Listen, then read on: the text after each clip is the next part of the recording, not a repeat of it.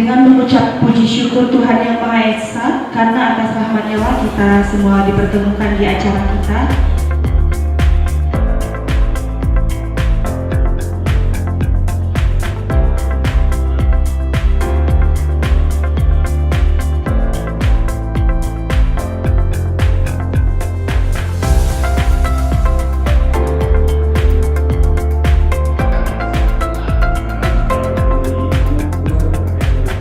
Nanti Ibu koordinasi ke pihak ketiga dan nanti pihak ketiga akan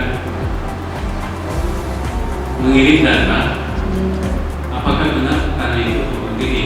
Tetapi setelah jika sudah diajukan ke KISE dan pihak ketiga dan hasilnya seperti itu, maka benar bahwa tanah yang sudah diukur itu ada sertifikat di atasnya. Seperti itu. Dan itu tidak bisa kita terbitkan sertifikat. Makanya Ibu kalau misalnya mau dibuat sertifikat harus melalui pemecahan dari sertifikat tersebut.